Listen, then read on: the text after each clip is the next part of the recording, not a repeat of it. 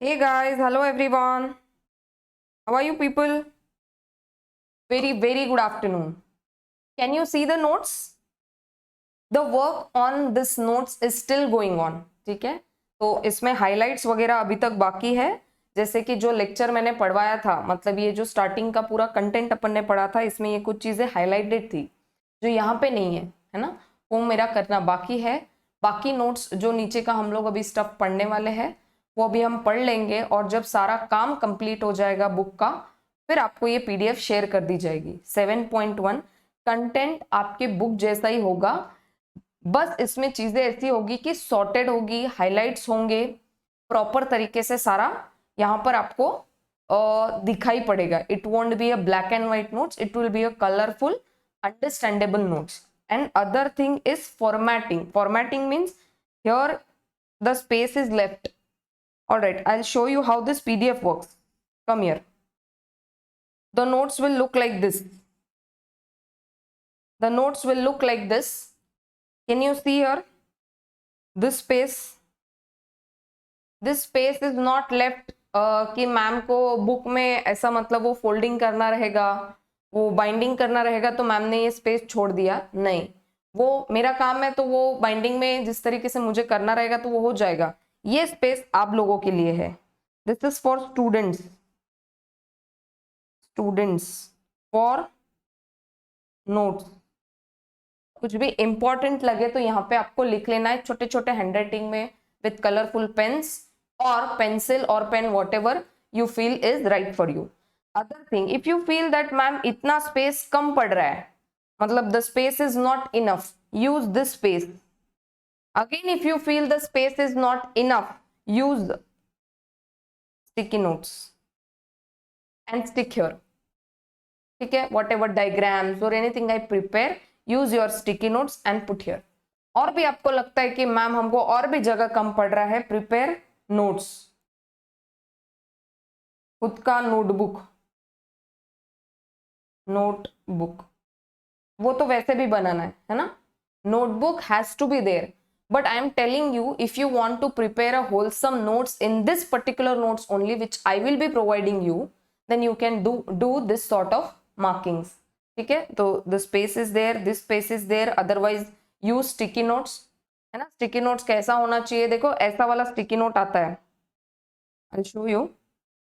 एक ये साइज का स्टिकी नोट आता है ऐसा लंबा वाला, और एक ऐसा बड़ा वाला स्टिकी नोट आता है ना. It comes in pink colour, fluorescent pink colour, और येलो कलर और ग्रीन कलर, है ना. फ्लोरोसेंट ग्रीन कलर ऐसे कलर्स में आता है, वो ब्लू कलर का भी आता है, लाइट ब्लू. ठीक है, तो एक ये साइज का आता है, एक ये साइज का आता है. तो आप लोग फिर वो कंटेंट के हिसाब से देख लेना कि इतने में अगर मैनेज हो रहा है तो ये वाला स्टिकी नोट चिपकाओ, अगर बड़ा कोई एक्सप्लेनेशन है तो ये वाला स्टिकी नोट चिपकाओ. ठीक है, अगर आपको फिर भी नहीं पता वो कैसा दिखता है तो I will show you tomorrow, है ना, in the next lecture. I have it, but it is not there in the office now. All right, though the work on the notes is still going on, but then we have completed this stuff. I have already highlighted in the other PDF, but that PDF was raw. This is final. I have to make the highlights here. Okay, come here. I wanted to show that in the bottom I have written visit our social platforms and mobile application at. It means I've given here the logos of all the application. I think you know all these logos. This is Play Store, Google Play Store, Android में जो होता है. This is YouTube. This is YouTube. This is Gmail. This is Telegram. This is WhatsApp. Now I have written here click. Click means ma'am, यहाँ पे click करो. As soon as you click here, wait a second.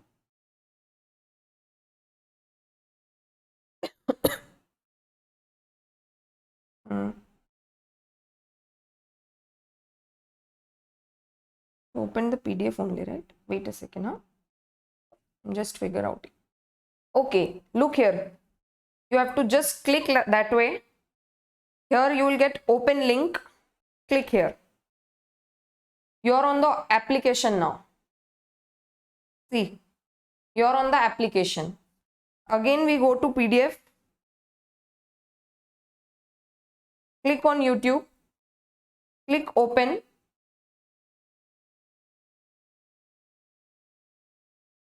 You're diverted on YouTube. Okay, you have still not subscribed the channel, subscribe the same so that you can get all the updates of any course or uh, whatever it is, content. Doubts or queries can be asked in the comment section, so therefore you can subscribe the same. All right, again we go back to PDF. Similarly, if you click on Gmail, you get open link. You can directly email me your queries. See, my email ID is already there, and you can put the subject and send me your queries or updates, whatever you want to share. Okay, so all these are the social platforms which are being given here. Similarly, Telegram and WhatsApp will work. If you click here, you will directly go on my contact number. Since WhatsApp is not downloaded here, so it's not showing my direct logo. So if you click, you will be directly diverted on my number. I hope so. The workings of this PDF is known by you. So in soft copy, this will be provided like this. Whenever I will provide the hard copy, these logos will be removed, because of course hard copy पे आप click नहीं कर पाओगे ना, और click करोगे तो भी कुछ ओपन नहीं होगा. तो सॉफ्ट कॉपी पीडीएफ्स में ऐसा वाला सारा लोगोज आएगा जिसपे क्लिक करके you can just have a easy go learning. And hard copy में there would be text return. All right, we will be going to our study stuff now. Come here. Previously we have studied all this ratio: current ratio, liquidity ratio, interest coverage ratio. In liquidity ratio को और क्या बोला था अपन ने? Acid test ratio और quick ratio, right? MCQ pattern में आ सकता है, फॉर्मूलाज वगैरह भी सारा पढ़ लिया था. And I am repeating once again, you need to revise these formulas and stuff again and again. If not, ये यहाँ पे इतने सारे formulas है. Profitability में है, activity में है, financial में there are again two blocks, long term and short term. There are so many ratios, and the questions will be formatted on this particular basis only. You need to remember the formulas by hook or crook. We are studying the concept in the class itself. We are studying the formulas in the class itself, but the learning part is left to you, and the practicing part is also left to you. All right, we will be doing all the question answer format here also. मतलब जो भी आपके book में सारा questions दिया है वो भी करने वाले हैं, but you need to constantly revise this after every lecture.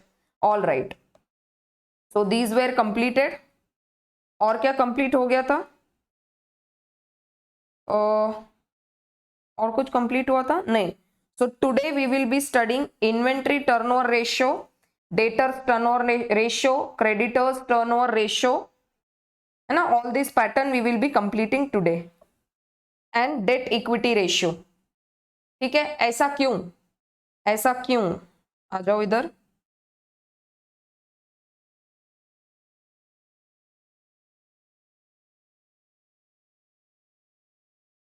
Just wait a minute.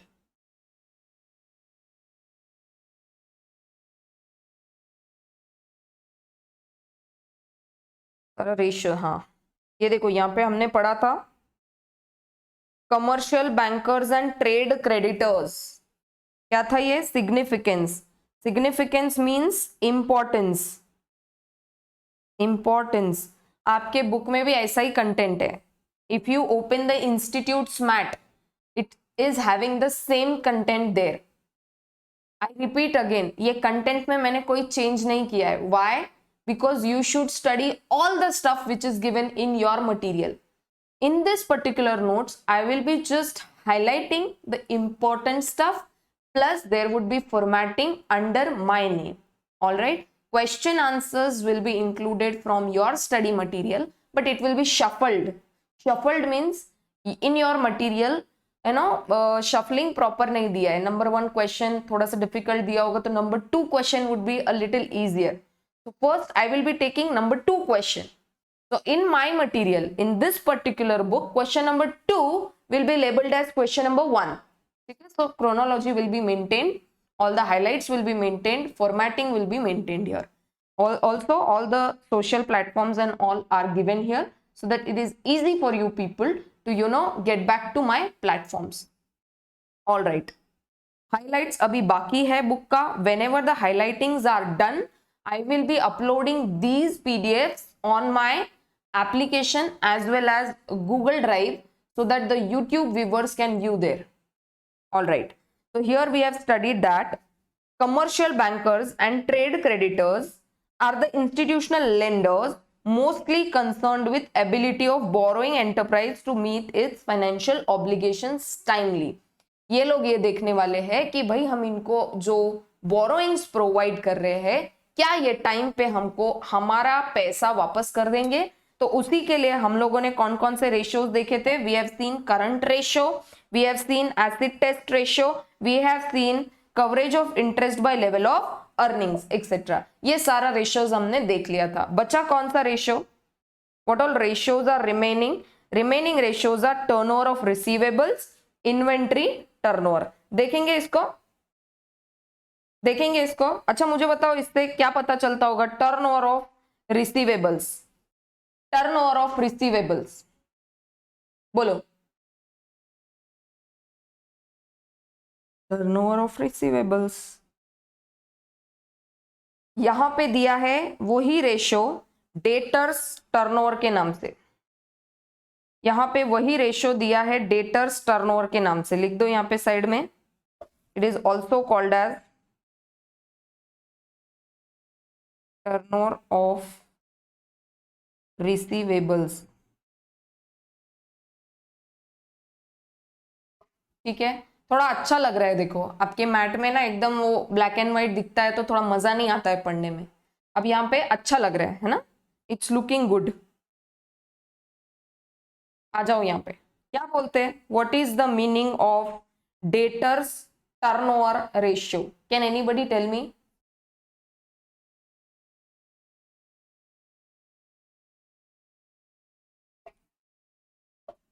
In your notebook, put the heading as debtors turnover ratio.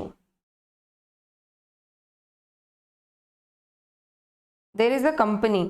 I am giving you an example. मोटा हो गया pen. There is a company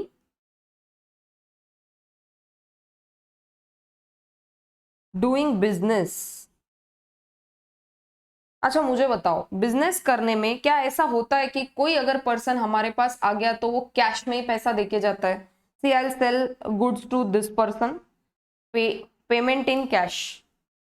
I will sell goods to this person, payment in cash. I will sell goods to this person, payment in cash. That's it. One more. Now 2 more persons have come to me. They are telling me sir cash तो नहीं है अभी. We don't have cash. फिर क्या.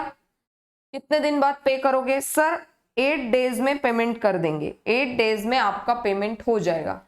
Cell us on credit. Credit मतलब ये कौन हो गए. फिर ये कौन हो गए.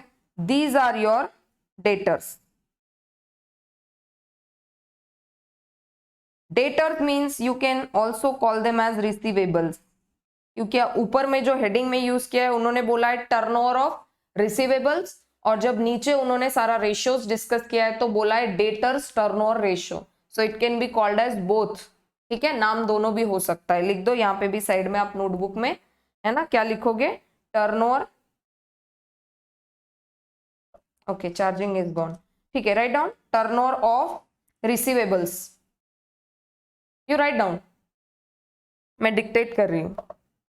All right. और क्या हो सकता है इम्पैक्ट मुझे बताओ. और लोग आएंगे आप बोलोगे कि नहीं we do not sell on credit. हम लोग ऐसा आपको उधारी पे कुछ देंगे नहीं. जो भी हम लोग सेल करेंगे वो आपको कैश में ही सेल करेंगे. तो फिर और कस्टमर्स आएंगे उनके पास पैसा नहीं होगा तो वो और किसी और के पास जाके खरीद लेंगे. आपका बिजनेस हो जाएगा कम। ये फैसिलिटी देना जरूरी है। हाँ, बट मेंटेन करने पड़ेंगे रिलेशंस कि भाई हमको इनमें इनको कॉल करना पड़ेगा every, now he has told that 8 days में हम पैसा देंगे। Now 6th day you call this person, these two people you call on 6th day and tell them that sir, your payment is due in next 2 days.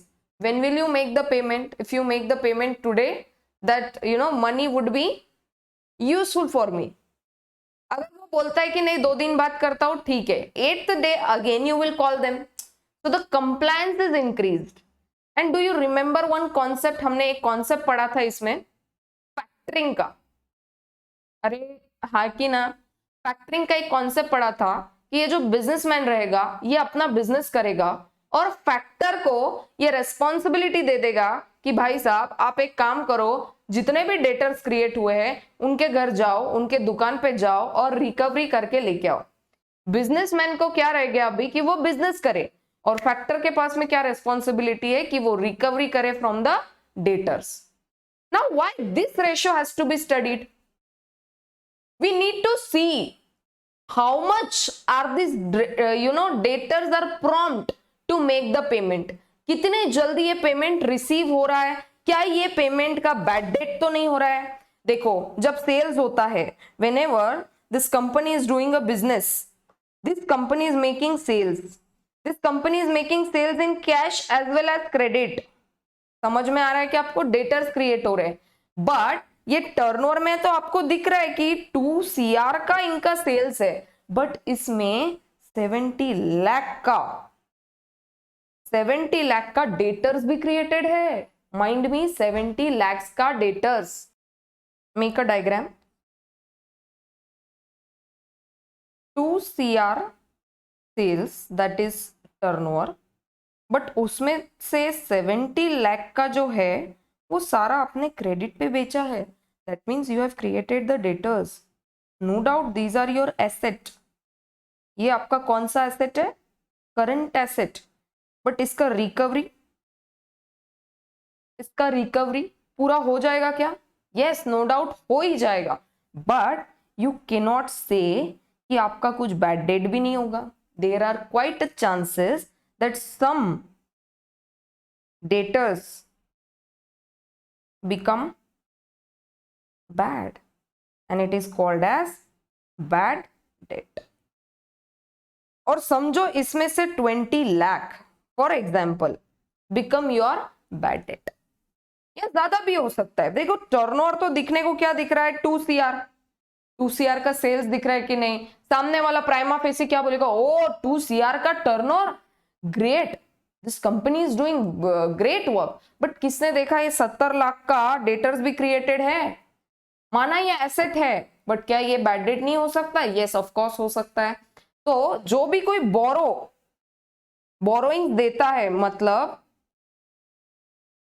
Fund provide करता है, जो अपने को क्या दे रहा है? फंड प्रोवाइड कर रहा है। जो भी क्रेडिटर अपने को ये फैसिलिटी दे रहा है, दैट इज बैंक और trade creditors, whoever are giving us facility, will check कि आपके पास में इसका टर्नओवर क्या है, मतलब क्या डेटर्स टर्नओवर रेशियो, कितने टाइम में आपके पास में डेटर्स पैसा लेके आ जाता है, कितना प्रॉम्प्ट पेमेंट होता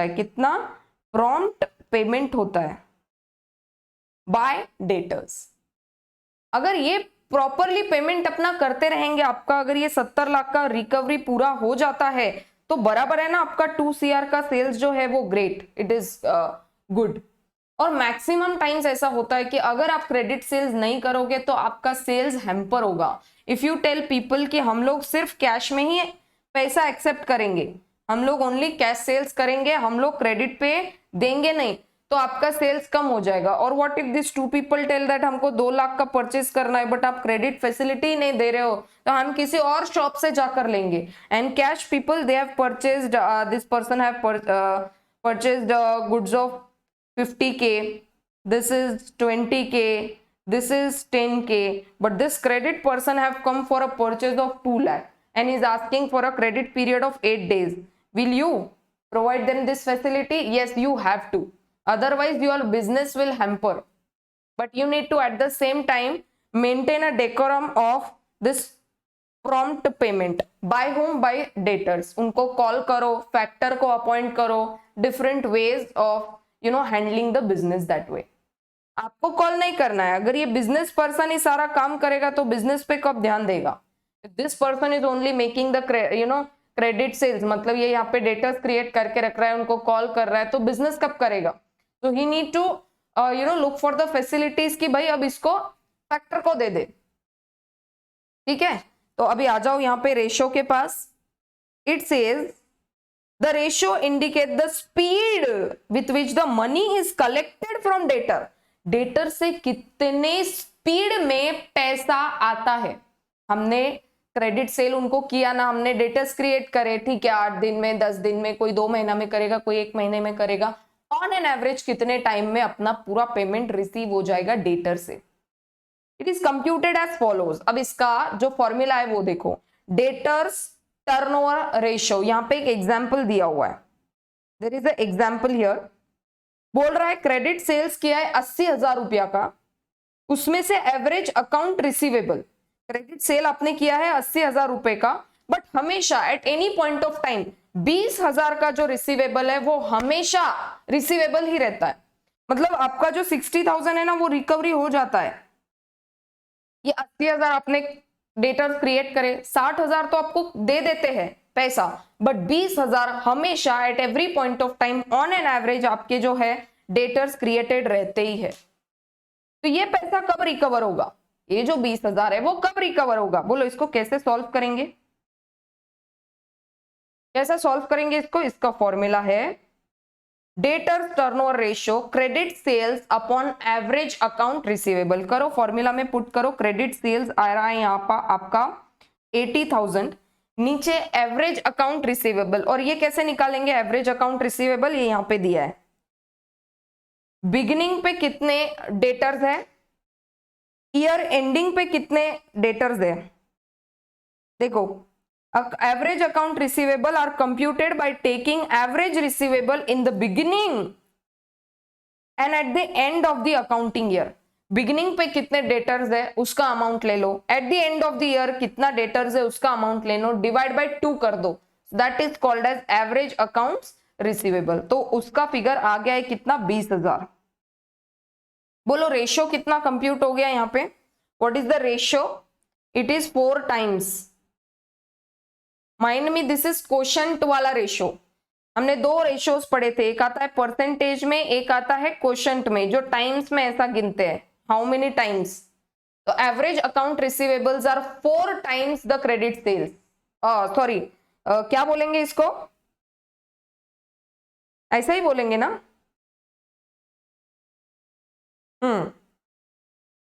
मतलब ये ऐसा रहेगा 20,000 into 4.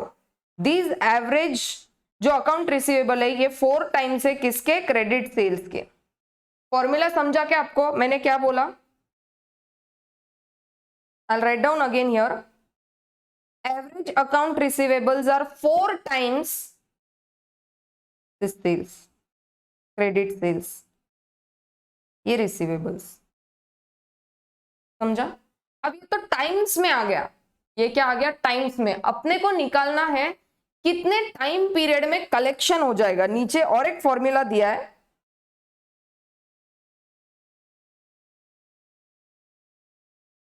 Debtors turnover ratio is used for computing debt collection period. Debt collection period ये क्या हो गया? Turnover ratio. This is debtors turnover ratio. ठीक है, 4 टाइम्स ये आ गया टर्नओवर रेशियो. अब मुझे निकालना है कंप्यूटिंग डेट कलेक्शन पीरियड. कब तक मैंने उस डेट का रिकवरी कर लेना चाहिए, उसका कलेक्शन पीरियड क्या रहना चाहिए. और उसका फॉर्मूला है, नीचे आ जाओ. ये वाला फॉर्मूला मैं बाद में आपको समझाऊंगी, पहले ये वाला फॉर्मूला पढ़ लेते हैं. ये क्या हो गया? Turnover ratio. ये 4 आ गया क्या आंसर? यस. अभी टर्नओवर पूरे साल में कितने महीने रहते हैं? 12 महीने. ये ऐसे वाला फॉर्मूला मैं समझाती हूँ. कितने महीने हैं? 12 मंथ्स. आपका कितना आया है? 4 टाइम्स. 4 टाइम्स आपका रेशियो है. कितने टाइम्स आप मतलब कितने पीरियड में आपको कलेक्शन करना पड़ेगा सो दैट उसका जो कैलकुलेशन है वो 12 मंथ्स आ जाएगा. अकॉर्डिंगली वो बन जाएगा, इस क्वेश्चन मार्क की जगह मैं लिखती हूँ x, तो this would become x is equal to 12 months divided by 4 times. तो ये क्या आ गया आंसर बताओ, 3 मंथ्स। 3 मंथ्स, x मंथ लिख दो यहाँ पे, हाउ मेनी मंथ, तो ये आ गया x is equal to 3 months. तो every 3 months, I mean 3 months period में ये जो कलेक्शन है ये हो जाना चाहिए 20,000 का। इसको बोलेंगे डेटर्स कलेक्शन पीरियड। ठीक है, तो उसका फॉर्मूला क्या बन गया, मंथ्स और days in a year. Month कितने होते हैं ईयर में, 12 महीने। एंड डेटर्स टर्नओवर रेशियो, क्या वही हमने यहाँ पे यूज किया है, months in year divided bye debtors turnover ratio. क्या यही बन गया फॉर्मूला? देखो फॉर्मूला भी इधर ही बन गया। अच्छा, अब इस फॉर्मूला को मैं थोड़ा इलेबोरेट करती हूं, इस वाले फॉर्मूला को इलेबोरेट करेंगे। मैम यहाँ पे ये उल्टा क्यों कर दिया, क्यों कर दिया बताओ उल्टा? ये ऊपर क्या किया है अपन ने, credit sales upon average account receivables, बराबर। चलो इसको ना मैं पूरा फॉर्मूला में आपको डाल के बताती हूँ, इधर आ जाओ, कम हियर।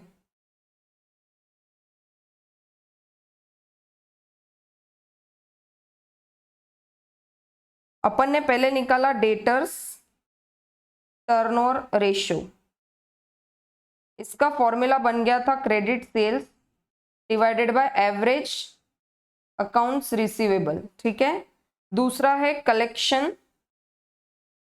पीरियड, उसका फॉर्मूला क्या बना दिया था हमने, months in year that is 12 months upon debtors turnover ratio. For example यहाँ पे आया था 4, तो अपन ने यहाँ पे यूज कर लिया था 12 अपॉन 4, दैट मीन्स वैसा करके आ गया था 3 मंथ्स। ऑलराइट, अब मुझे पूरा फॉर्मूला एक साथ ही यूज करना है।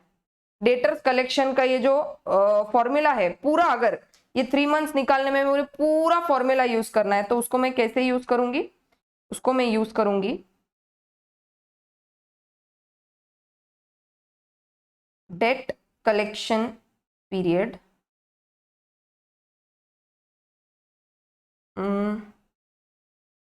कैसे बताऊं मैं इसको, ऐसे कर ले क्या,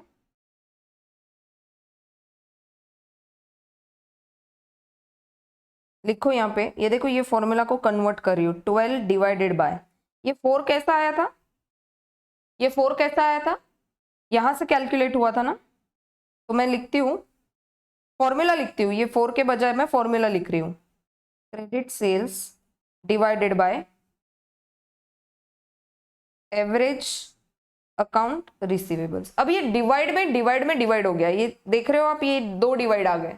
मुझे क्या करना है, इसको डिवाइड में नहीं रखना है, मुझे इसको मल्टीप्लाई वाले फॉर्मूला में यूज करना है। तो जैसे ही मैं मल्टीप्लाई में यूज करती हूँ तो ये रेसिप्रोकल फॉर्मूला हो जाता है। रेसिप्रोकल मतलब इसको हम इस तरीके से यूज करते, 12 इंटू, यहां पर यूज करेंगे credit sales upon average account sorry ये हो जाएगा उल्टा formula, average account receivable divided by credit sales. और यहां पे क्या आपको बन जाएगा बताओ, ये साइड में क्या हो जाएगा, ये साइड में आप यूज करोगे months in year divided bye debtors turnover ratio. ठीक है, एक सेकेंड, बुक में कुछ प्रॉब्लम है क्या, ये डालने की गरज नहीं है यहाँ पे, डेटर्स टर्नओवर, दैट्स इट, खत्म हो गया फॉर्मूला। इससे एक बार टैली कर लो आपका आंसर, 12 मंथ्स लिख दो यहाँ पे, इनटू एवरेज अकाउंट रिसीवेबल कितना है 20,000, क्रेडिट सेल्स कितना है 80,000, करो सॉल्व, 12 इंटू 2/8 कितना हो गया 0.25, आंसर 3 मंथ्स। यहां से डायरेक्ट आ गया, आई थिंक यहाँ कुछ प्रॉब्लम है, I will make the correction here. ठीक है, ये आप हटा दो, ये जो है ना डेटर्स टर्नओवर रेशियो, इसका काम नहीं है।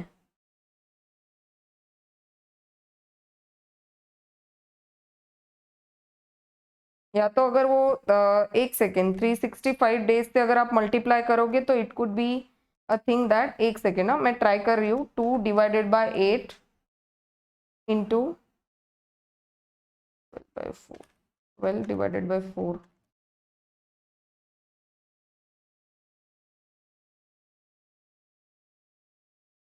Twelve divided by 4 into 0.25 into 365।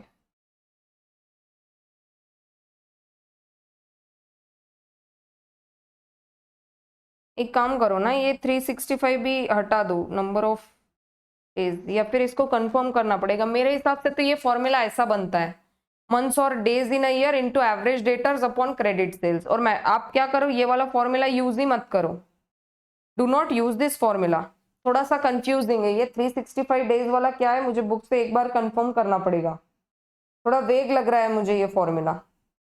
ठीक है, तो पहले आपको क्या करना है, डेटर्स टर्नओवर रेशियो निकाल लेना है, find out debtors turnover ratio. उसके बाद में आप डेट कलेक्शन पीरियड आराम से निकाल सकते हो, number of months in a year divided bye debtors turnover ratio, so it will become 3 months. अब इसका क्या करेंगे, हम सिग्निफिकेंस जानेंगे। अभी आप एक बार पढ़ लो, this means on an average 3 months credit. थोड़ा विजिबल है क्या आपको ये, मुझे बता दो एक बार, confirm me. 3 months credit is allowed to debtor. उसको अपन क्या बोल देंगे डेटर को, कि भाई तेरे पास में 3 महीने का पीरियड है ना, पूरा इंफॉर्मेशन से मेरे पास में एवरेज क्रेडिटर्स कितने हैं और मेरा क्रेडिट सेल्स कितना हुआ है सालाना, उससे मैं पता कर ले रही हूँ कि मेरे को पीरियड कितना देना है डेटर को, 3 महीना का। तो उसको मुझे बोल देना है भाई तेरे पास 3 मंथ्स है, इसके उपरांत अगर आप पेमेंट नहीं करोगे तो हम आपको नेक्स्ट टाइम क्रेडिट पे कोई सेल नहीं करेंगे। The increase in credit period would result in unnecessarily blockage of funds. अगर आप 3 महीने से ज्यादा का इसको क्रेडिट पीरियड अलाउ करेंगे, दैट मीन्स आप बोल दोगे 4 मंथ्स 5 मंथ्स, अगर आप ऐसा क्रेडिट पीरियड अलॉट कर दोगे डेटर्स को, तो आपके जो फंड्स है वो ब्लॉक हो जाएंगे, किसके पास, डेटर के पास। आप आपका बिजनेस प्रॉपरली चला नहीं पाओगे। अगर आपको आपका बिजनेस स्मूथली फंक्शन करवाना है तो आपको इसका क्रेडिट पीरियड कितना अलाउ करना है, फॉर्मूला वाइज 3 मंथ्स। और बोल रहे हैं with increased possibility of losing money due to debts becoming bad. अगर 3 महीने के ऊपर कोई इंसान आपको पेमेंट नहीं करता है तो वहां पे क्वाइट पॉसिबिलिटी हो जाती है, प्रोबेबिलिटी आ जाती है कि वो आपका पैसा डुबा दे। कोई 3 महीना में पेमेंट नहीं कर रहा है, 4-5 मंथ्स ले रहा है, that means you should understand कि वो अभी पेमेंट नहीं करेगा, या करेगा भी तो पूरा पेमेंट नहीं करेगा, थोड़ा बहुत पैसा बैड डेट हो जाएगा। Come here, what is the significance, significance of debtors turnover ratio measures the quality of debtors. भाई क्वालिटी कैसा है डेटर्स का, हमने 3 महीने का पीरियड उनको अलॉट किया है ना ये वाले एग्जाम्पल में, तो वो 2 महीने में अगर पेमेंट कर देते हैं, quality of debtors is very good. अगर वो 1 महीना में पेमेंट कर रहे हैं, एक्सेलेंट। अगर वो 15 दिन में पेमेंट कर रहे हैं, वेरी वेरी एक्सेलेंट। ठीक है, बट अगर वो 4 मंथ्स में अगर पेमेंट कर रहे हैं 3 मंथ्स निकालने के बाद भी, so there is a quite a possibility कि वो पैसा हमारा डूब जाए, it becomes bad since it indicate the speed with which the money is collected from debtor. कितने स्पीड में डेटर से पैसा कलेक्ट होता है। अपन ने तो 3 महीना निकाला है, क्या वो 2 महीना में 1 महीना में पेमेंट कर रहा है हमको, 2.5 महीना में भी कर रहा है, तो it is good. Shorter collection period implies prompt payment bye debtors. अगर जितना शॉर्टर पीरियड होगा, अब ये जैसा 3 मंथ्स आया है, अगर ये 2 मंथ्स आ जाए तो और प्रॉम्प्ट पेमेंट, अगर ये 1 मंथ आ जाए तो ज्यादा और भी डेटर्स प्रॉम्प्टली पेमेंट कर रहे हैं। समझा क्या आपको, शॉर्टर कलेक्शन पीरियड रहेगा तो प्रॉम्प्ट पेमेंट पता चलेगा डेटर्स का। Longer collection period implies to liberal and inefficient credit collection performance. अगर हमारा जो कलेक्शन पीरियड है अगर लॉन्गर पीरियड का आता है, जैसे 4 मंथ्स 5 मंथ्स 6 मंथ्स, तो वो बन गया क्या, लिबरल पॉलिसी हो गई। कंपनी इज नॉट बॉदर्ड कि उनका डेटर उनको पैसा देता है कि नहीं देता है। इनएफिशिएंट क्रेडिट कलेक्शन पीरियड मतलब हमारा बिजनेस थोड़ा फंक्शन प्रॉपरली नहीं कर रहा है। The credit policy should neither be too liberal nor too restrictive. ऐसा भी नहीं होना चाहिए कि नहीं यार इतना रेस्ट्रिक्ट कर दिया कि भाई तू तेरे को 3 महीना बोला है ना, एक काम कर 10 दिन में पैसा लाके दे दे। नहीं, टू रेस्ट्रिक्टिव भी नहीं होना चाहिए तो लिबरल भी नहीं होना चाहिए कि 4 महीना हो गया 5 महीना हो गया इंसान पेमेंट नहीं कर रहा है और हम बोल रहे हैं कि ठीक है it's all right, you can make the payment in 7th month as well, तो फिर वो लिबरल पॉलिसी हो गया। तो it says former will result in more blockage of funds. Former मतलब कौन सा? लिबरल अगर दे दिया 4-5 महीना कभी भी पेमेंट करो तो it will result in blockage of funds. और अगर हमने रेस्ट्रिक्ट कर दिया कि नहीं हमको प्रॉम्प्ट पेमेंट चाहिए, आज ही पैसा चाहिए, तो लोग बोलेंगे हाँ हम बैड डेट कर देंगे इसको। While the later will cause lower sales, हाँ सॉरी फर्स्ट वाले में ही क्या हो गया? Blockage and bad debts. Liberal अगर दे दिया पॉलिसी, इधर अपन एक चार्ट बनाएंगे, आ जाओ, come here, will make a chart here.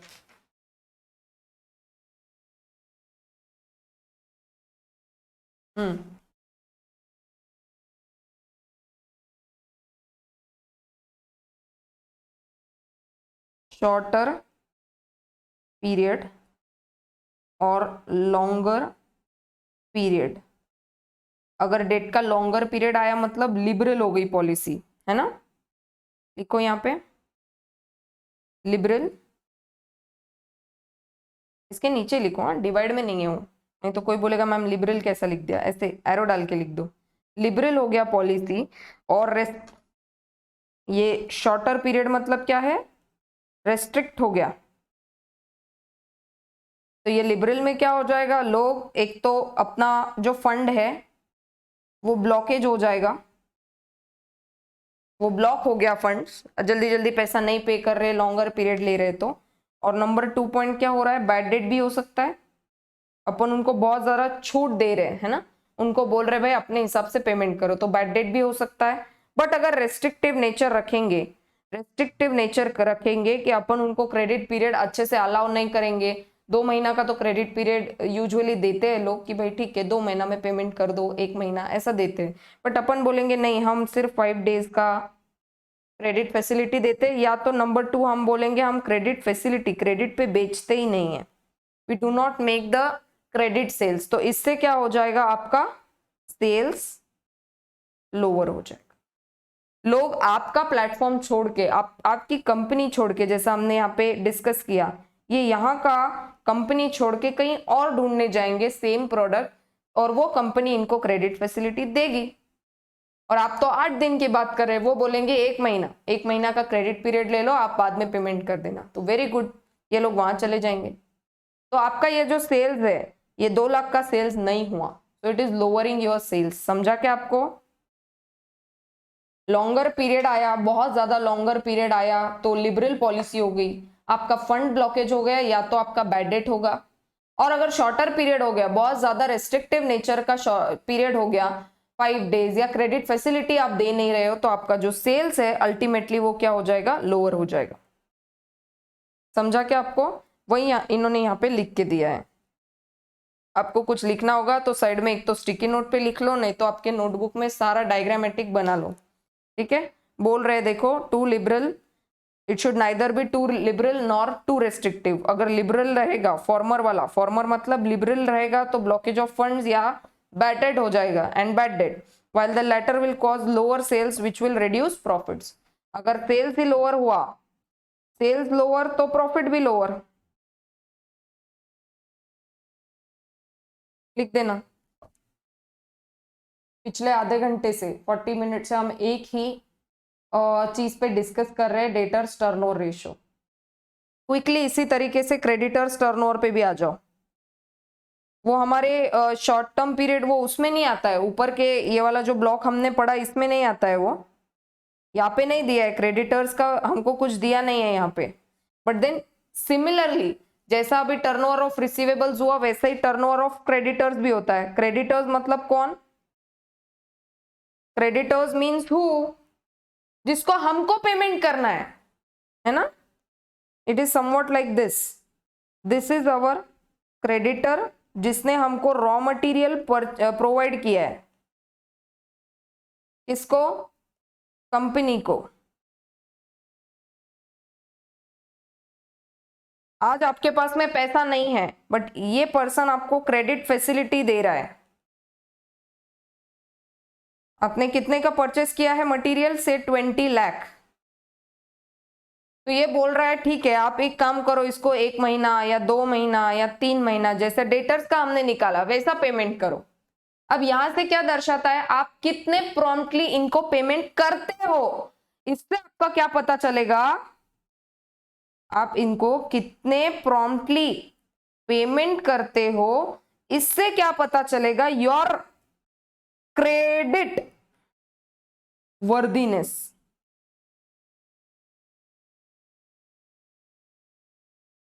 नहीं तो एक बार ये फैसिलिटी प्रोवाइड करेगा, only one time facility provided by this raw material provider. अगर आपने इसका प्रॉम्प्ट पेमेंट नहीं किया या इसका पैसा डुबाया, 20 लाख के बदले आपने इनको खाली 15 लाख का ही पेमेंट किया, अगले बार ये क्रेडिटर बोलेगा हम आपको क्रेडिट पे रॉ मटेरियल प्रोवाइड नहीं करेंगे। और आपके पास में अगर बहुत बड़ा ऑर्डर यहाँ पे आ रखा है, आपको तुरंत पैसे की जरूरत है, आपके पास अभी लिक्विड पैसा नहीं है, you need to get the credit facility from this creditor, पर अगले बार ये क्रेडिटर आपको वो फैसिलिटी देगा ही नहीं, क्योंकि आपने उसका 5 लाख रुपया डुबाया।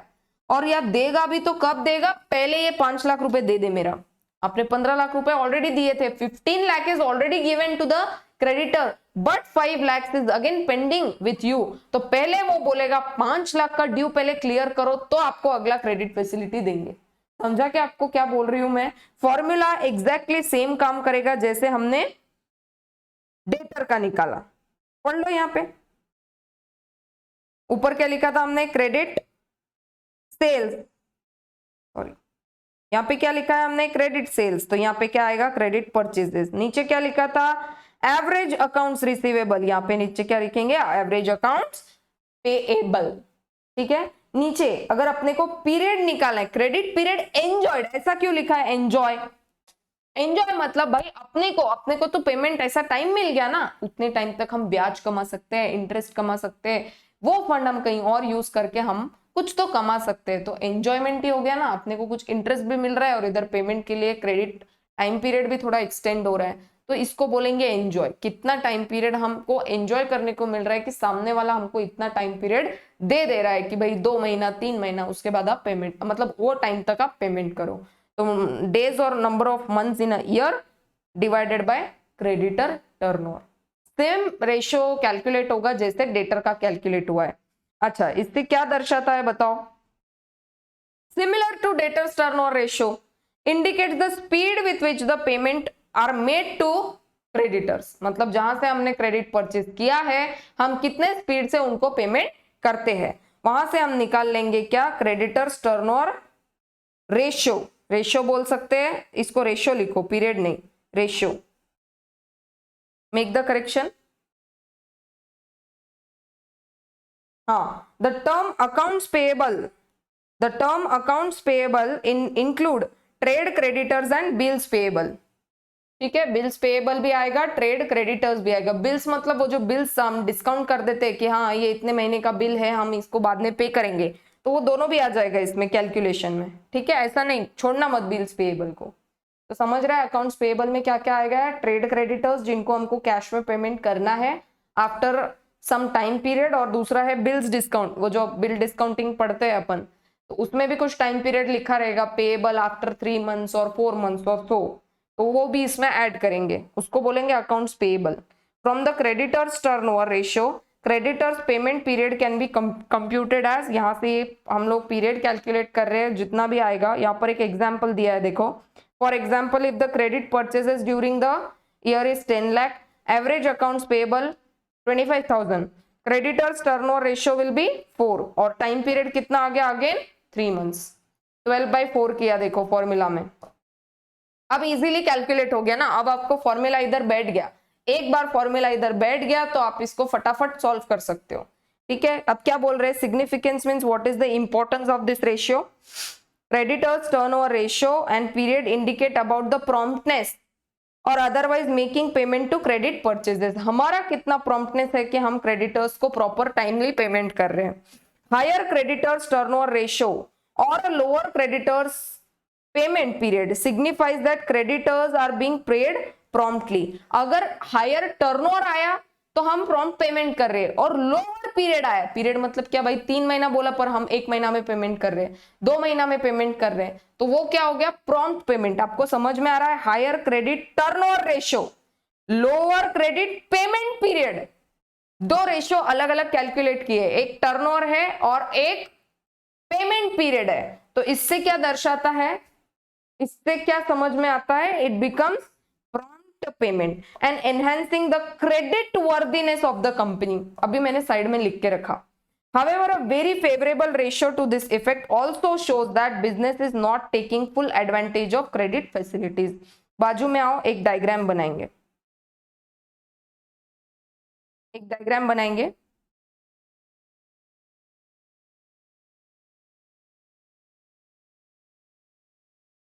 Higher credit turnover ratio, lower creditors payment ratio, ये अगर हो गया तो प्रॉम्प्टनेस दिख रहा है, प्रॉम्प्टनेस ऑफ, एक सेकेंड,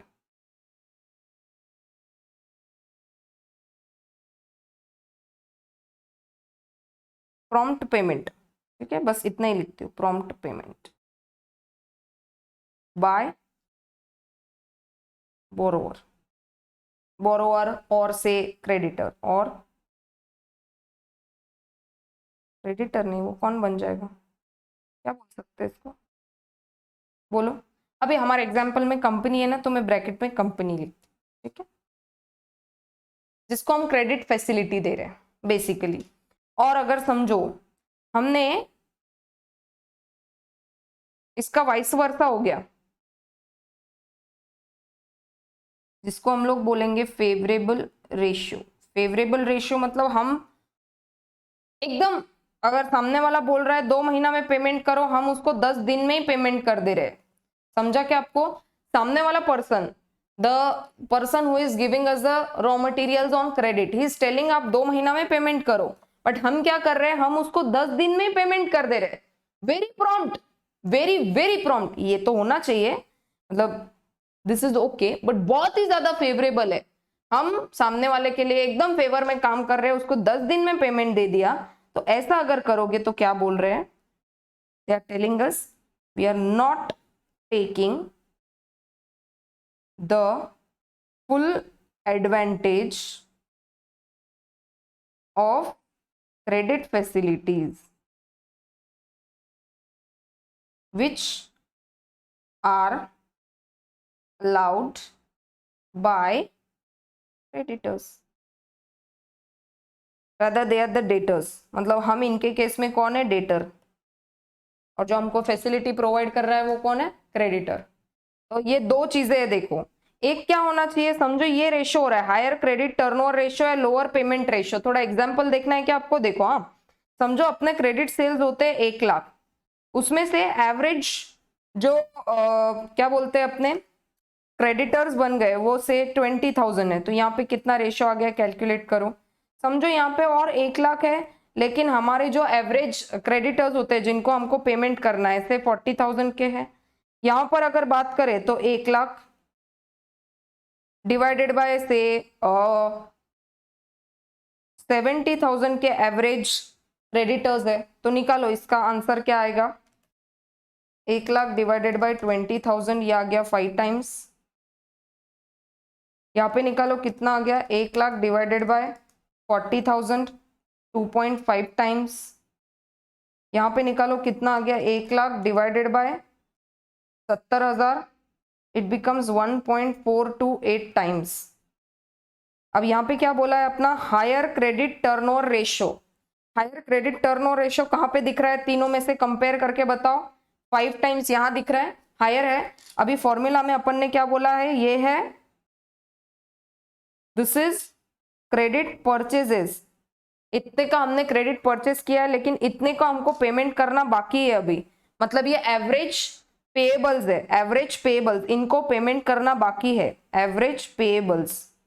तो अच्छी बात है ना, सिर्फ 20,000 लोगों को ही हमको पेमेंट, 20,000 के ही हमको पेमेंट करना है, 20,000 का ही पेमेंट करना है। यहाँ पे 40,000, यहाँ पे रेशियो देखो थोड़ा कम आया है, तो कम अगर रेशियो टर्नओवर का आया है तो वो खराब, जितना ज्यादा आएगा तो अच्छा।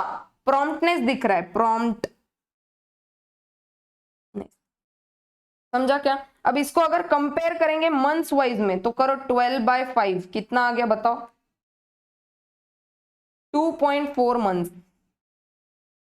यहाँ पे करो 12 डिवाइडेड बाय 2.5, 12 डिवाइडेड बाय 2.5 आ गया 4.8 मंथ। और यहाँ पे कितना आ गया? 12 डिवाइडेड बाय 1.428, ये आ गया 8.40 मंथ्स। मुझे बताओ कौन सा अच्छा? अरे जितना जल्दी पेमेंट होगा, जल्दी जल्दी पेमेंट हम लोग कर देंगे, तो यहां से क्या पता चल रहा है? प्रॉम्प्टनेस। तो ये आपको समझ रहा है, जितना ज्यादा, जितना हायर, ये देखो कंपेयर करो दोनों से, ये हायर आया है और ये सबसे लोवेस्ट आया है, लोअर। तो आपको समझ रहा है अभी ये सेंटेंस यहाँ का, higher credit turnover ratio and lower credit payment period ratio indicates what? Prompt payment by the debtor, that is company. समझा क्या? एग्जाम्पल के साथ समझा दिया आपको। सिमिलरली डेटर्स का होमवर्क, डेटर्स का आप करके देखना, ये वाला, ये कंपैरिजन आप डेटर्स का करके देखना, ठीक है?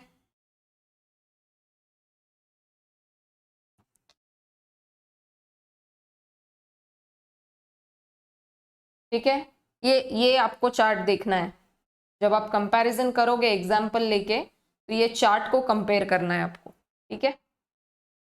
चलो आ जाओ, अब क्या बचा है? स्टॉक टर्नओवर को अभी नहीं पढ़ेंगे, सबसे पहले अपन पढ़ेंगे अभी डेट इक्विटी रेशियो। या तो कंप्लीट कर दे क्या वो सारा पहले? देखो बट उसका कोई लेना देना नहीं है, वो ऊपर के सेंटेंस से। यहाँ पे अपने को ये दो ही रेशियोज पढ़ने थे, turnover of receivables and inventory turnover. चलो इन्वेंट्री है ना यहाँ पे, इन्वेंट्री पढ़ लेते हैं। चलो इसमें भी तो फंड्स ब्लॉक होता है, स्टॉक करके रखते हैं हम। टर्नओवर ऑफ रिसीवेबल्स हो गया, टर्नओवर ऑफ पेएबल्स यहाँ पे दिया नहीं था, बट सिमिलर लाइंस पे काम करता है तो हमने कवर करा लिया। चलो टर्नओवर देख लेते हैं, मतलब वो खत्म ही हो जाता है फिर। स्टॉक टर्नओवर रेशियो क्या मतलब होता है? स्टॉक टर्नओवर रेशियो का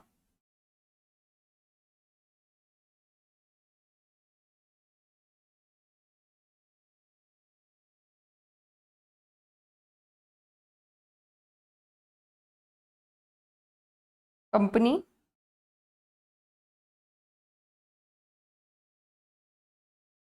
और ये से फॉर एग्जांपल ये गोडाउन,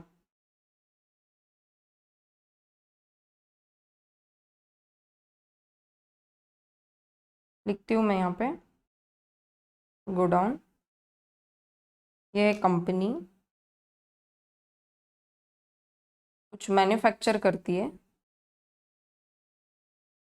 थोड़ा सा कॉस्टिंग को याद करो, जब भी हम मैन्युफैक्चरिंग करते हैं तो हमको तो ये भी नहीं चाहिए कि भाई रॉ मटेरियल या स्टॉक जो है हमको कम पड़ जाए, हाँ कि ना? तो जब हम मैन्युफैक्चरिंग कर रहे हैं तो अगर हमारे पास में स्टॉक का शॉर्टेज पड़ गया तो हमारा मैन्युफैक्चरिंग रुकेगा।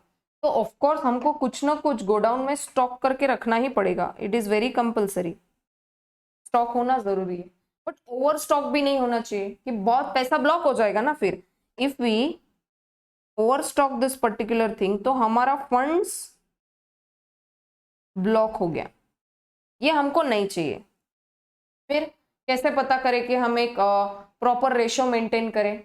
तो उसका फॉर्मूला उन्होंने बताया, जैसे कि जैसे आप मैन्युफैक्चरिंग वगैरह करते हो तो हम एंड तक आते आते हमको क्या मिलता है?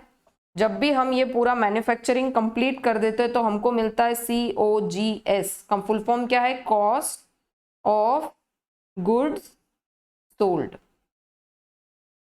मतलब देखो ये टोटल मैन्युफैक्चरिंग हुआ है, टोटल कुछ चीज मैन्युफैक्चर हुई है, हम पूरा का पूरा सेल नहीं करते, कुछ पोर्शन सेल करते, कुछ पोर्शन स्टॉक में रहता है, इसका फिनिश गुड्स का। जो हम सेल्स करते हैं, से हमने कोई चीज सेल करी है 25 लाख रुपए की, है ना, कोई चीज हमने ये इतने का हमारा सेल हुआ है, बट इसका कुछ कॉस्ट होगा ना, इसका कुछ कॉस्ट होगा। ये बनाने के लिए ये जो जितना हमने सेल किया, से ये 10 लाख यूनिट्स है, 10 लाख नहीं 1 लाख बोलती हूँ, 1 लाख यूनिट्स है, तो इसी 1 लाख यूनिट्स का जो कॉस्ट होता है उसको हम बोलते हैं कॉस्ट ऑफ गुड्स सोल्ड। अगर आपने कॉस्टशीट को फॉर्मेट से बराबर पढ़ा होगा, कॉस्टिंग में जिस भी फैकल्टी से पढ़ा हो, अगर पढ़ा होगा प्रॉपरली तो आपको इसका मीनिंग अच्छे से पता होगा। इसमें ये वाला स्टॉक नहीं आता, जो हमारे गोडाउन में फिनिश गुड्स का स्टॉक पड़ा है उसका कैलकुलेशन सीओजीएस में नहीं आता। सीओजीएस में वही कैलकुलेशन आएगा जो 1 लाख यूनिट्स हम सेल कर रहे हैं, उसी 1 लाख यूनिट्स का कॉस्ट कितना है। तो फॉर एग्जाम्पल ये सीओजीएस है, समझो ये 25 लाख का तो हमने सेल्स किया, बट इसका कॉस्ट कितना पड़ा होगा। फॉर एग्जाम्पल हमको इसका कॉस्ट पड़ा है 22 लाख, यहां पे लिख देती हूं मैं 22 लाख। तो हमको प्रॉफिट कितना हो गया फिर, 25 लाख का सेल्स, 22 लाख का उन्हीं गुड्स का हमारा कॉस्ट हो गया, तो प्रॉफिट 3 लाख। कुछ कमाया ना। बट हम यहाँ पे फॉर्मूला में सीओजीएस यूज करेंगे, हमको प्रॉपर हमारे ये निकालना है कि हमारा स्टॉक का टर्नओवर कितना है। हमको सेल्स तो क्या, ये 3 लाख तो प्रॉफिट है हमारा, वो तो प्योर हम घर लेके जाएंगे, उसका क्या लेन देन है। हमको जो रिकवर करना है लोगों से वो 22 लाख तो करना ही है ना, उतना तो कॉस्ट पड़ा है हमको इन हाउस। 22 लाख हमको इन हाउस कॉस्ट पड़ा है। कोई अगर आप पेन लेके आ जाते हो 5 रुपया का, तो सामने वाले को आप 5 रुपया में नहीं बेचते, उसको बोले भाई मैं ही 5 में लेके आया तो तेरे को तो मैं 6 रुपए में बेचूंगा ना, 1 रुपया प्रॉफिट कमाऊंगा। तो सीओजीएस कितना हो गया 22 लाख। और बोल रहे एवरेज इन्वेंट्री आपके गोडाउन में at the beginning of the year and eight the end of the year कितना इन्वेंट्री मेंटेन करता है at every point of time. तो हम कैलकुलेट नहीं करेंगे ना रेशो, ऐसा तो नहीं हो सकता हम जैन में ये रेशो कैलकुलेट कर रहे हैं, फेब में कर रहे हैं, मार्च में कर रहे हैं, नहीं ऐसा नहीं होता।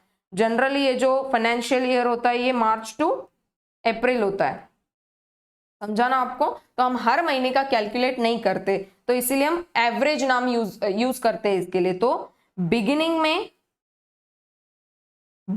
में कितना स्टॉक है plus eight the end of the year पे कितना स्टॉक है डिवाइडेड बाय 2, ये जब हम कर देते हैं तो यहां से हमको पता चल जाता है average stock at any point of time कितना मेंटेन हो रहा है। एवरेज इन्वेंट्री, इसको क्या बोलेंगे, एवरेज इन्वेंट्री। तो फॉर्मूला कैसा बन गया बताओ। फॉर्मूला बन जाएगा, मैं थोड़ा आपको अलग वे में बताती हूँ। समझो ये है इन्वेंट्री, ये कितने टाइम्स है, कितने टाइम्स में इसको मल्टीप्लाई करूंगी तो ये सीओजीएस हो जाएगा। तो फॉर्मूला क्या बन गया, x is equal to COGS divided by average inventory.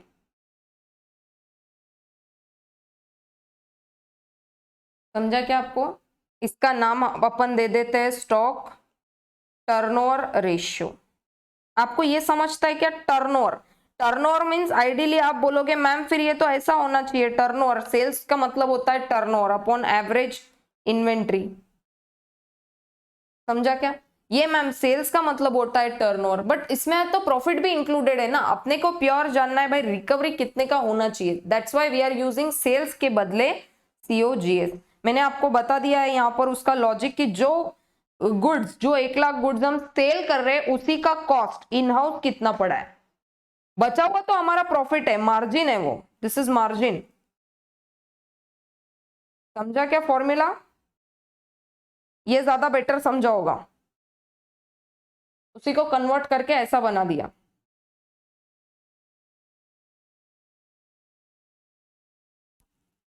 ठीक है,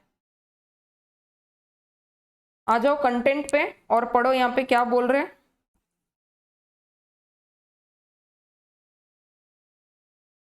the ratio indicates whether the investment in inventory में पैसा ब्लॉक हो रहा है अपना, is efficiently used, over stock तो नहीं हो रहा है या फिर अंडर स्टॉक भी नहीं होना चाहिए कि हमको स्टॉक की जरूरत है, मैन्युफैक्चरिंग रुक जाएगा। अंडर स्टॉक हो गया तो मैन्युफैक्चरिंग रुक जाएगा, ओवर स्टॉक हो गया तो ब्लॉकेज ऑफ फंड्स हो जाएगा।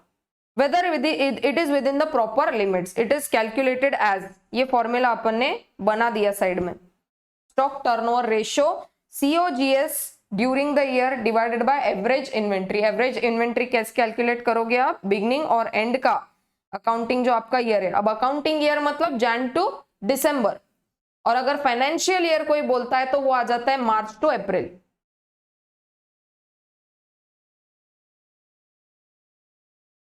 सॉरी अप्रैल से स्टार्ट होता है ना, तो वैसा, चलो उल्टा बोल दिया क्या मैंने, हाँ अप्रैल से स्टार्ट होगा, मार्च में खत्म होगा, अपन बोलते हैं ना मार्च एंडिंग।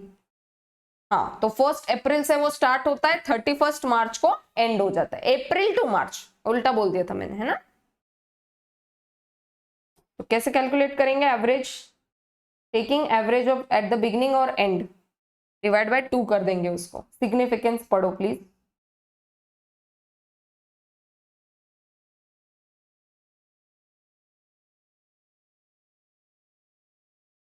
आओ यहाँ पे फॉर्मूला क्या बताया, stock turnover ratio COGS divided by average inventory. ठीक है, नंबर 1 एग्जाम्पल, समझो 1 लाख का COGS है, एवरेज इन्वेंट्री मेंटेन होता है 20,000। नंबर 2, 1 लाख का ही COGS है, सेल्स होता है 30,000। नंबर 3, 1 लाख का ही COGS है, सेल्स होता है 50,000। Manage the calculation please, tell me. 1 lakh divided by 20,000 कितना हुआ, 5 टाइम्स। यहाँ पे कितना हुआ, 1 लाख डिवाइडेड बाय 30,000, 3.33 टाइम्स। नीचे बताओ, 2 टाइम्स।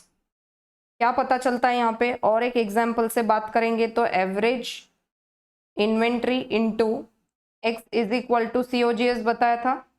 तो समझो मेरा एवरेज इन्वेंट्री यहाँ पे मैं बोल रही हूँ 20,000 इनटू ये कितने टाइम्स होगा कि मेरा COGS 1 लाख हो जाएगा, 5 टाइम्स, 5 टाइम्स।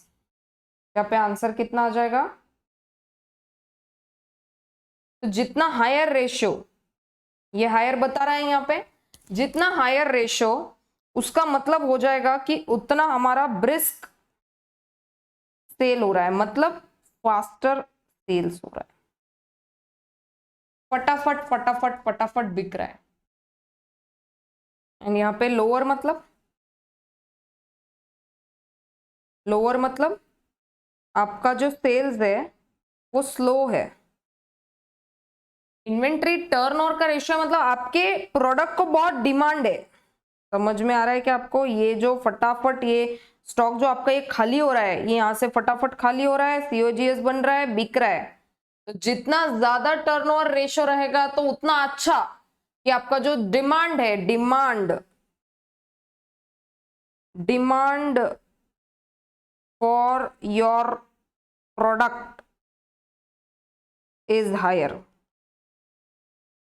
तो आपका यहाँ पे स्टॉक देखो ना, सिर्फ 20,000 ही मेंटेन हो रहा है, यहाँ पे आपका स्टॉक 30,000 मेंटेन हो रहा है, यहाँ पे आपका स्टॉक 50,000 मेंटेन हो रहा है, मतलब वो स्टॉक जल्दी क्लियर नहीं हो रहा है। अगर स्टॉक जल्दी क्लियर नहीं हो रहा है तो ये आपके लिए हो गया अच्छी बात नहीं है, इसको कहलाएगा, ये हो जाएगा overstocking, blockage of funds.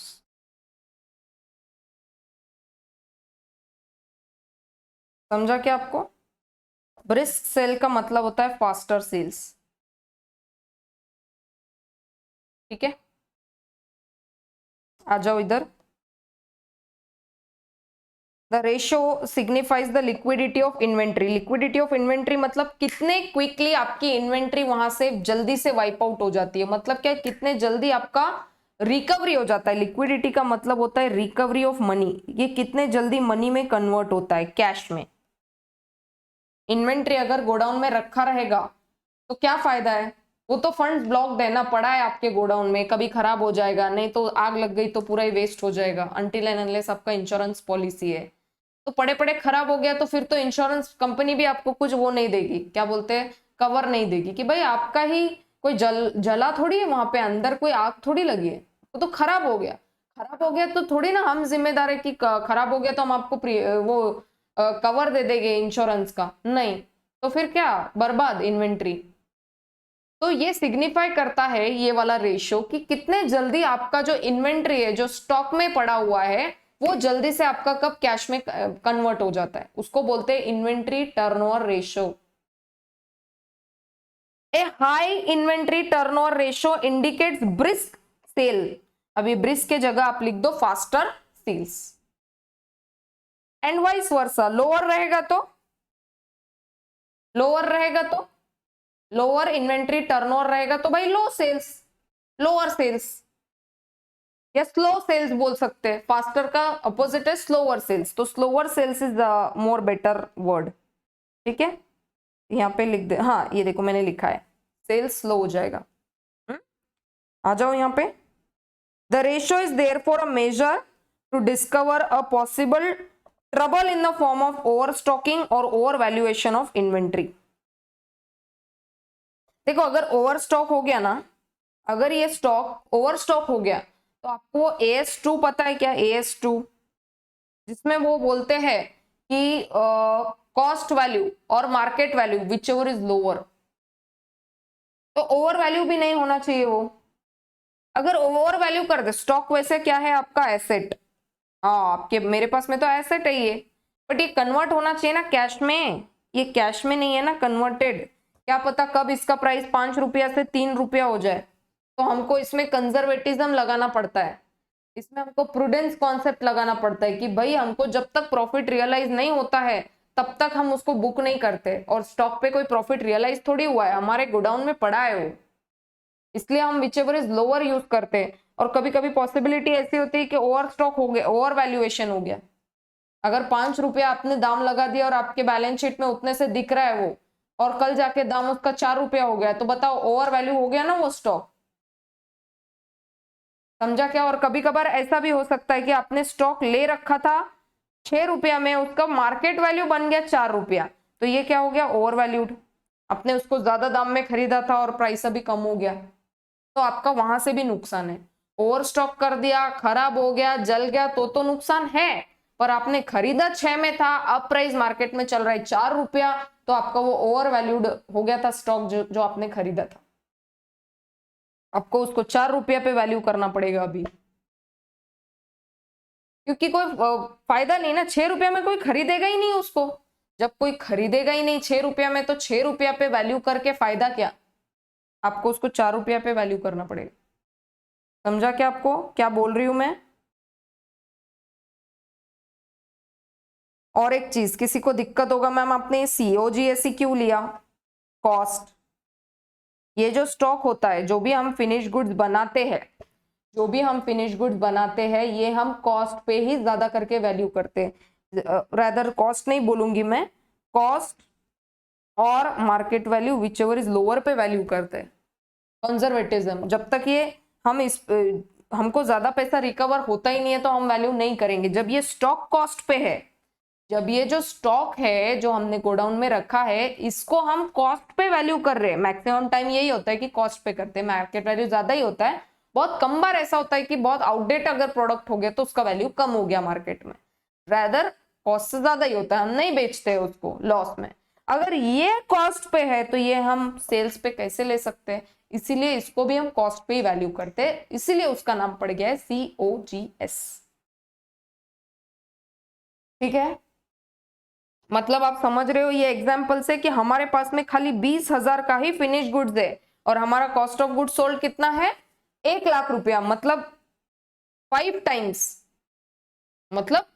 Times हमारा जो सेल है वो फटाफट हो रहा है। यहाँ पे देखो 30,000 का आपके पास में इन्वेंट्री पड़ा है, 30,000 का आपके पास में ये फिनिश गुड्स इन्वेंट्री में पड़ा है, मतलब कितने टाइम्स अगर आप उसको, मतलब कितना आपको है ना, कितने बार मल्टीप्लाई करना पड़ेगा तो COGS आपको बन जाएगा 1 लाख। तो यहाँ पे आ गया 3.33, ये कम आ गया, ये 5 से कम है। तो ये देखो ना फिनिश गुड्स जो आपके पास में स्टॉक है वो भी तो ज्यादा है, उसको हमको जल्दी से कैश में कन्वर्ट कर लेना है, इसको बेच के हमको कैश में रियलाइज करवाना है। बोलो 20,000 को कम टाइम लगेगा कि 30,000 को कम टाइम लगेगा, ऑफकोर्स इसको कम टाइम लगेगा बेचने में और फटाक से कैश रियलाइज हो जाएगा। देयरफॉर ये वाला जो रेशियो है ये हमारे लिए फेवरेबली काम करेगा। Higher the ratio will indicate brisk sale that is faster sale, lower the ratio will indicate that the sales are slow. आपका जो प्रोडक्ट है वो आइदर आउटडेट हो रहा है, नहीं तो आपके प्रोडक्ट की डिमांड नहीं है मार्केट में। ठीक है, इसमें से कुछ लिखना है आपको, यहां पर आप प्लीज करेक्शन कर दो एक। ये अप्रैल टू मार्च होता है, ठीक है। स्मॉल करेक्शन, अप्रैल ये होता है। जैन से जो स्टार्ट होता है वो है आपका अकाउंटिंग ईयर, और ये होता है आपका फाइनेंशियल ईयर। इसको हम कैलेंडर ईयर भी बोलते हैं। एक बार कंफर्म कर ले क्या, वेट अ सेकेंड। ये देखो,